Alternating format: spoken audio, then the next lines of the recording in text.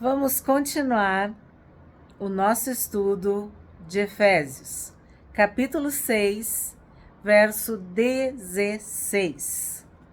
Segurando sempre o escudo da fé, com o qual poderão apagar todos os dardos inflamados do maligno. Estamos estudando a armadura de Deus. Já temos vídeos sobre o cinturão, o cinto da verdade, a couraça da justiça, os calçados do evangelho da paz. E hoje nós vamos estudar o escudo da fé. Segurando sempre. Há algumas versões que dizem embraçando. Tomem firme o escudo da fé. Segurar significa que tu tem que pegar junto, pegar firme, pegar direito. Sempre.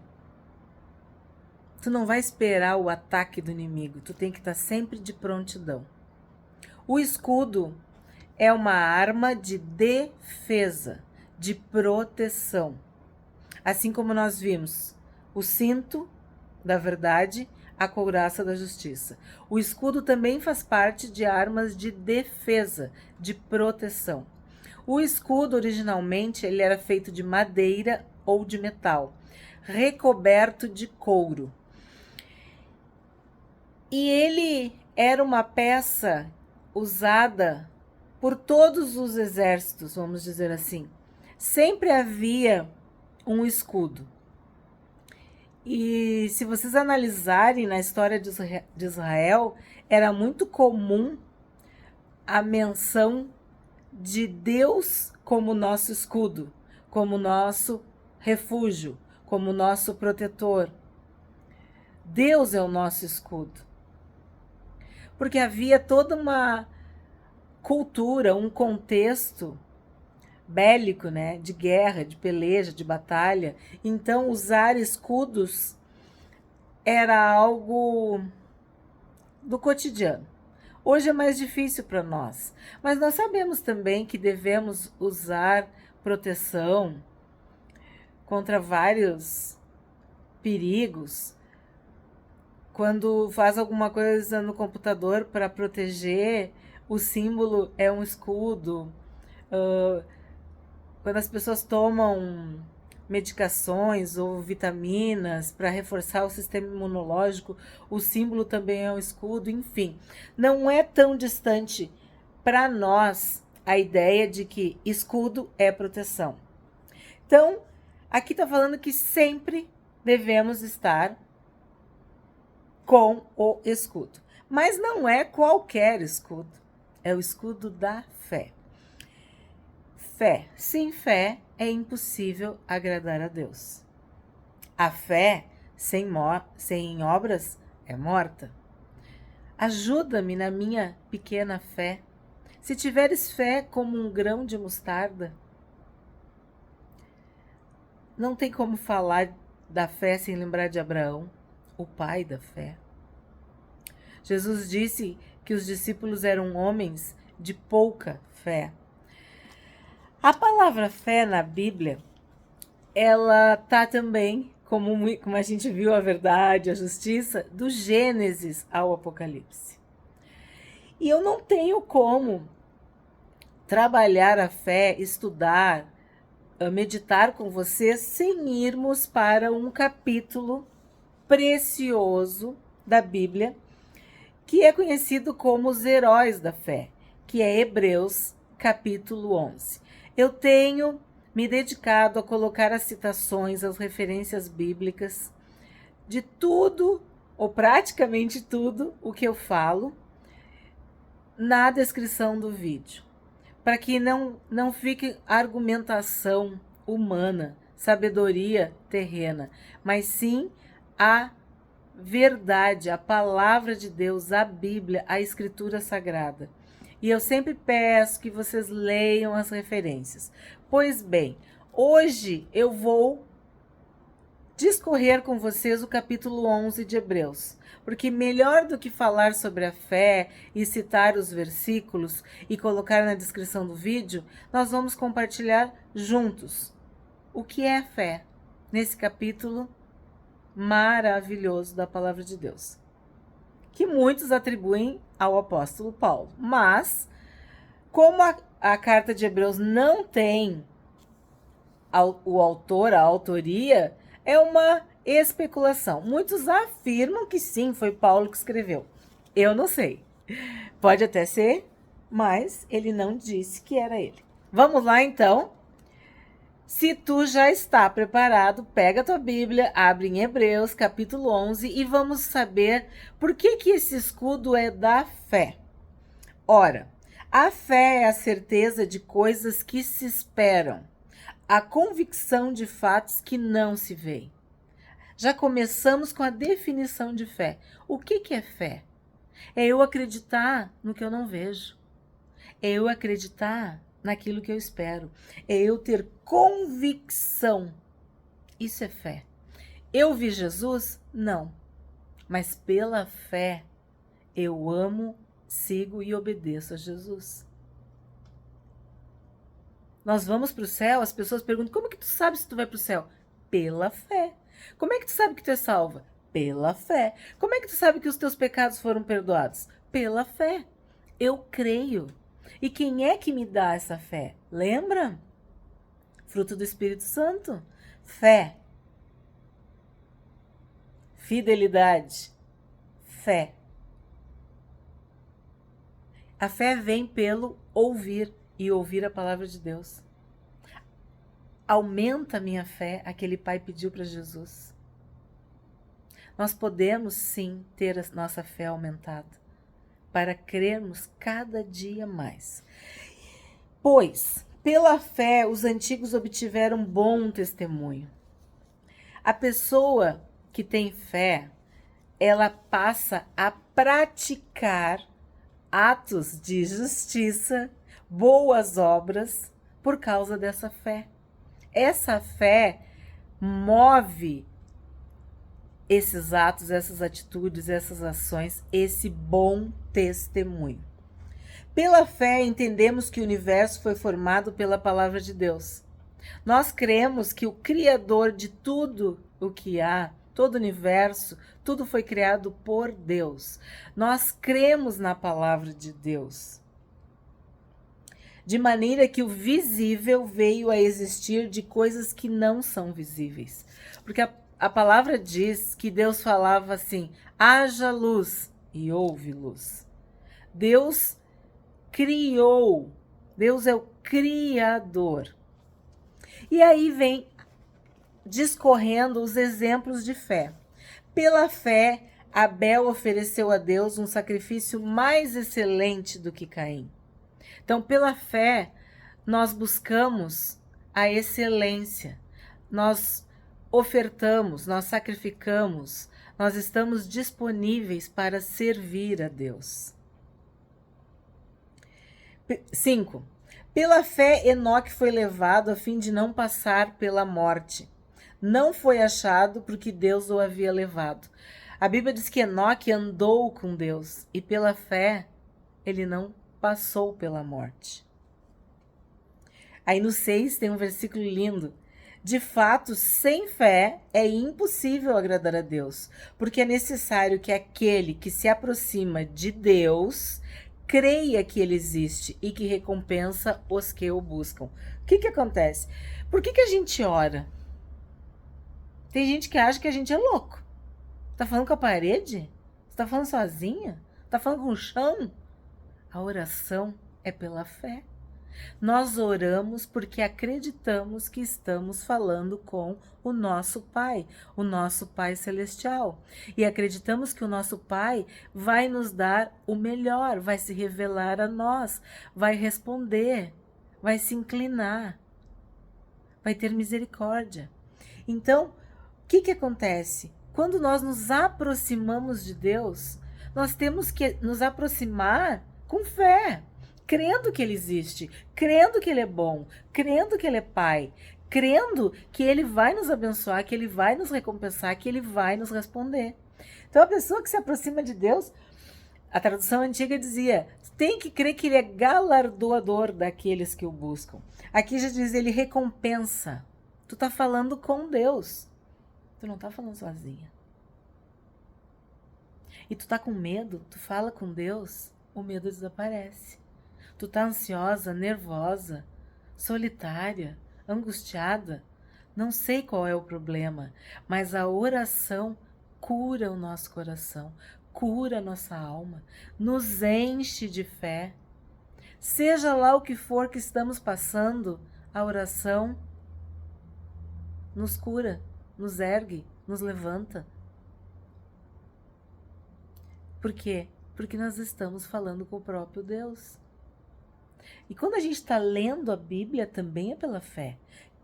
Nós temos fé que isso aqui não são letras, palavras, frases, textos, capítulos, livros. Não, isso aqui é a palavra de Deus. É eu ouvindo a palavra de Deus. É eu conhecendo a vontade de Deus. Isso é pela fé. Não tem como tu ler esse livro e achar que tu tá lendo um livro, um jornal, uma revista. Não, é a palavra de Deus. E isso, como que a gente lê a Bíblia dessa forma? Pela fé. Pela fé. 7. Pela fé, Noé, divinamente instruído a respeito de acontecimentos que ainda não se viam e sendo temente a Deus, construiu uma arca para a salvação da sua família. A história de Noé é incrível, é impressionante. Ele foi assim, é inacreditável, como que ele creu, né? Pela fé, ele construiu a arca. Ele seguiu cada uma das instruções de Deus. E ali diz, ele era temente a Deus. A gente viu o que é temer a Deus, né?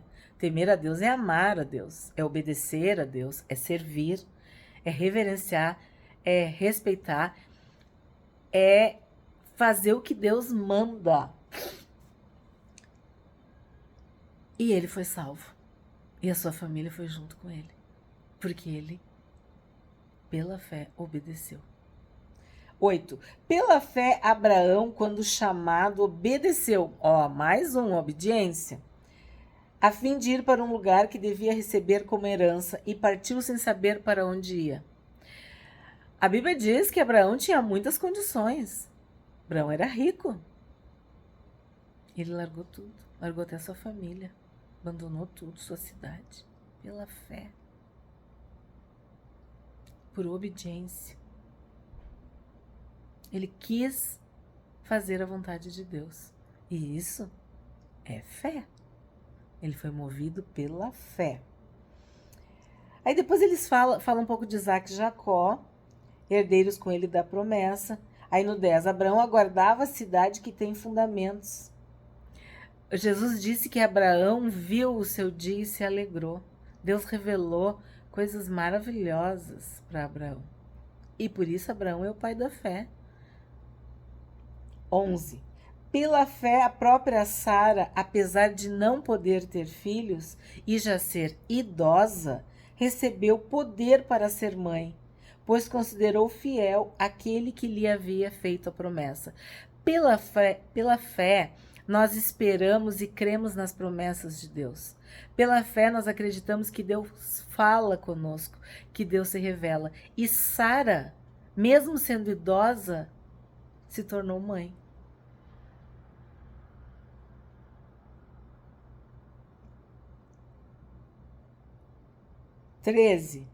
Todos estes morreram na fé e não obtiveram as promessas, mas viram-nas de longe e se alegraram com elas, confessando que eram estrangeiros e peregrinos na terra. Pela fé, nós acreditamos, morremos acreditando que veremos a Deus, que estaremos com Deus na eternidade, que somos salvos e que Jesus está conosco. Quantos queridos, quantos amados morreram em Cristo, aguardando a promessa. É isso que está falando aqui. Eu vou pular mais um pouco. 17. Pela fé, Abraão, quando posto à prova, ofereceu Isaac. Aí teve aquele episódio, né? Do sacrifício. E ele acreditava. Ele acreditava. E Deus proveu o cordeiro para o sacrifício. Que fé! Levar seu filho. Mas não dá nem para imaginar, né? Aí depois no 20. Pela fé, igualmente Isaac abençoou Jacó e Esaú. Aí eu vou indo depois. Pela fé, José, próximo de seu fim, falou do êxodo. Pela fé, Moisés, depois de nascer, foi escondido. A gente já viu várias vezes, né? Que Moisés não quis o pecado, os prazeres transitórios.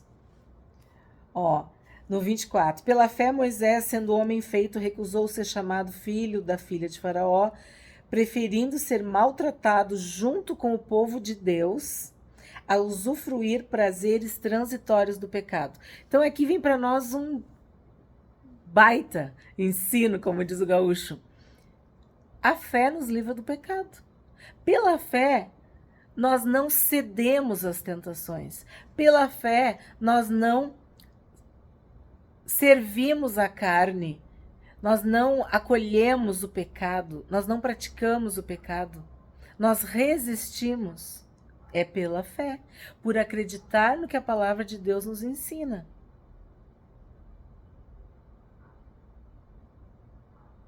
Vinte e 26. Ele, no caso Moisés, entendeu que ser desprezado por causa de Cristo era uma riqueza maior do que os tesouros do Egito, porque ele contemplava a recompensa. Aí continua falando de Moisés, aí eu vou pular. No 30, pela fé ruíram as muralhas de Jericó.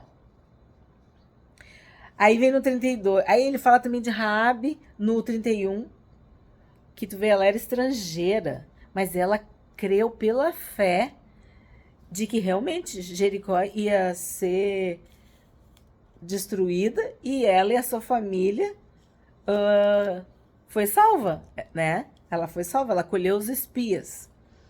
Aí no 32 diz, que mais direi? Aí ele cita Gideão, Baraque, Sansão, Jefté, Davi, Samuel, os profetas.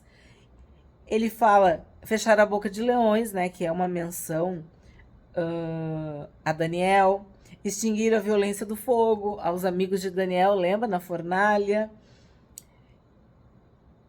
Da fraqueza tiraram forças, eu estou no 34. Fizeram-se poderosos na guerra, puseram em fuga exércitos estrangeiros. Aí ele vai citando. Mulheres receberam pela ressurreição os seus mortos. Enfim, milagres pela fé.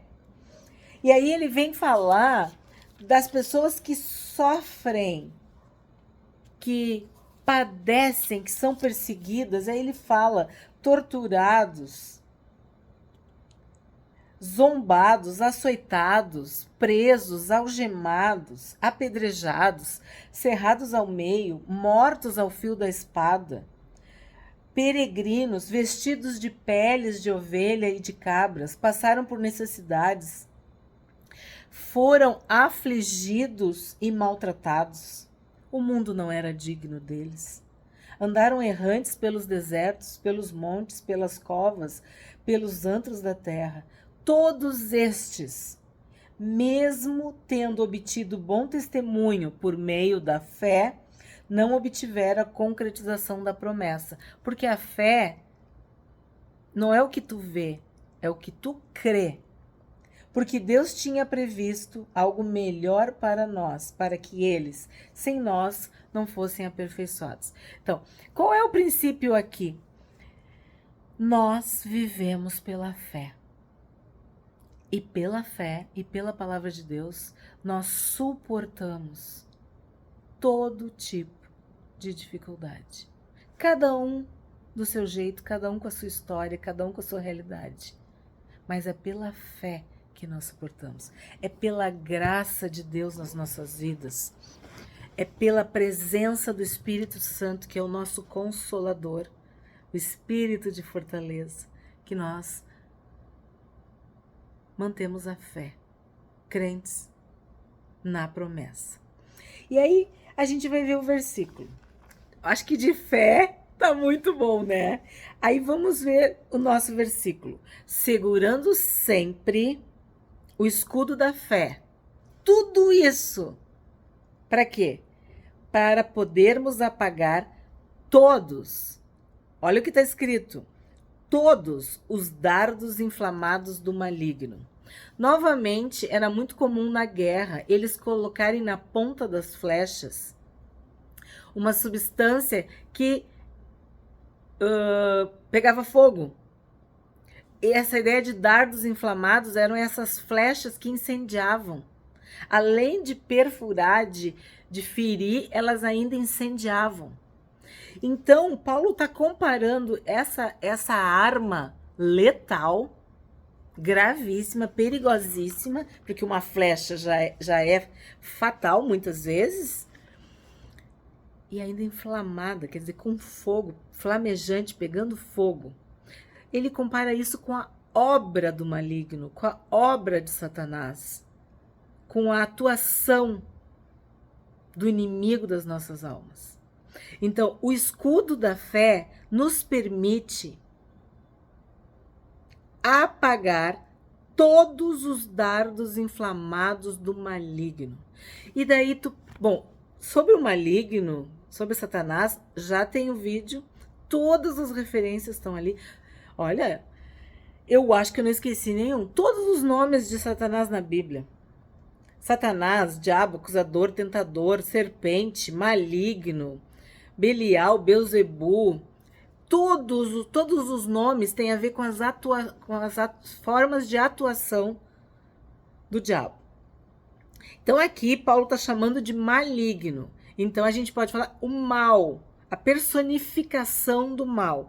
Então, o escudo da fé nos permite apagar, neutralizar, tornar sem efeito todos os dardos inflamados do maligno. Aí tu me pergunta, e eu te pergunto, que dardos inflamados são esses?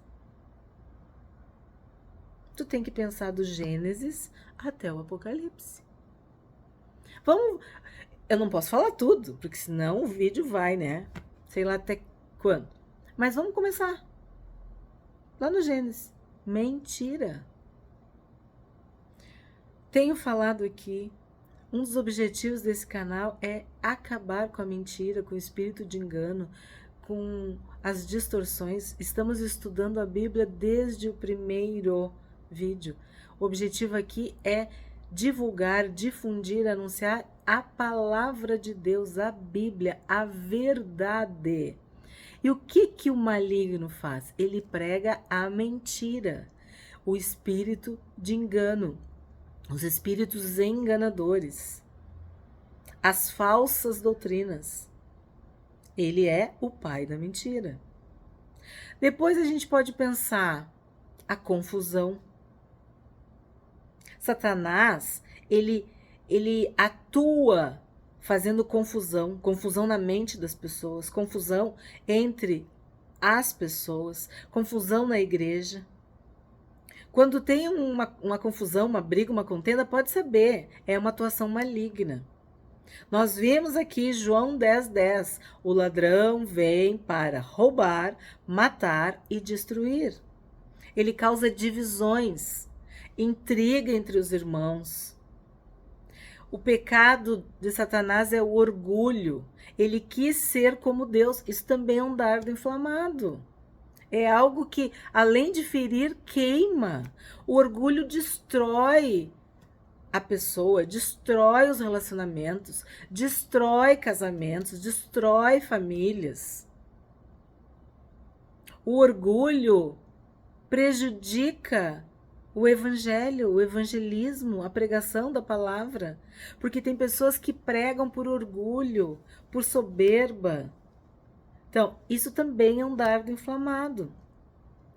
Satanás tentou Jesus, o próprio Senhor Jesus. E na tentação ele dizia: se tu és, se tu és, se tu és. Ele questiona a tua identidade de filho. Tu pensa que tu é filho? Não, tu não é. Tu pensa que tu é filha? Tu não é. Ele faz tu te sentir menos. Ele quer te diminuir. Porque ele não é filho, nunca vai ser filho.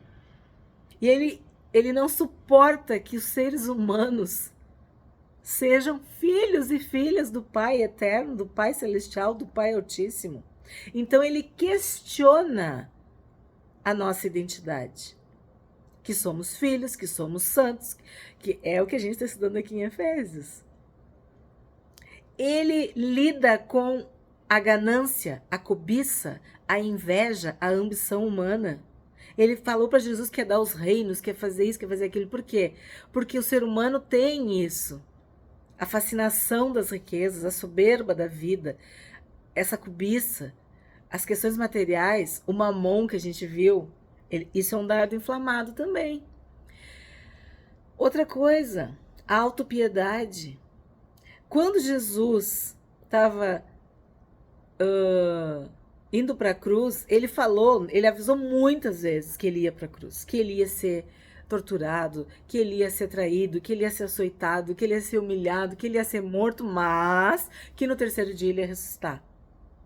E aí, depois que Pedro fez a confissão, tu és o Cristo, o Filho de Deus, o Filho do Deus vivo, enfim, depois Jesus fala de novo da sua morte e ressurreição.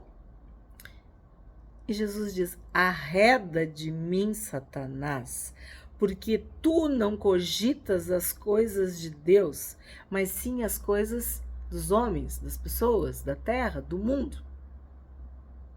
Então, quando Pedro falou para Jesus: não fala isso, não, que é bem capaz, não vai. Bem capaz é coisa de gaúcho. Não vai acontecer isso contigo. Não sei o quê.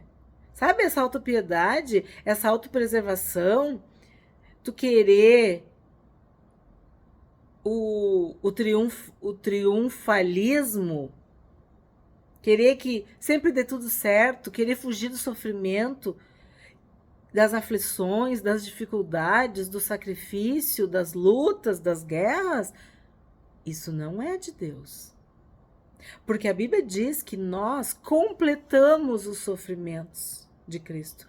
Nós completamos as aflições de Cristo.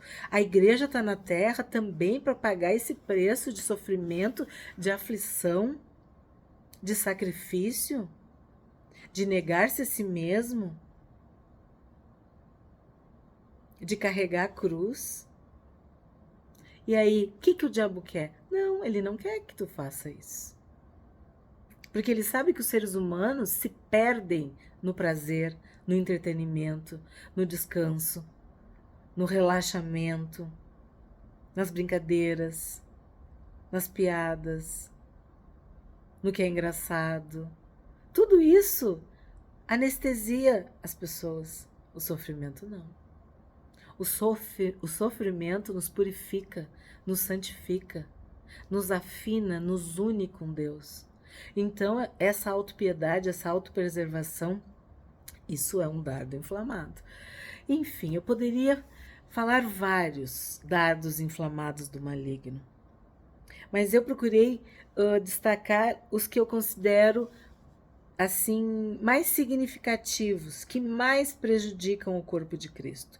Mas todo o pecado, toda a obra da carne, tudo aquilo que vem da natureza humana é alimentado, é incentivado, é motivado muitas vezes pelo maligno. Porque ele conhece a natureza humana e ele tenta justamente naquilo em que nós vamos cair. Então, os dardos inflamados do maligno serão neutralizados pelo escudo da fé. E se tu considera que a tua fé é pequena, ora, leia a Bíblia, busque cada dia mais a palavra de Deus e tu vai ser fortalecido e a tua fé vai aumentar e vai se transformar em boas obras. Tu vai colocar a tua fé em prática. Tu vai desenvolver a tua salvação com temor e tremor.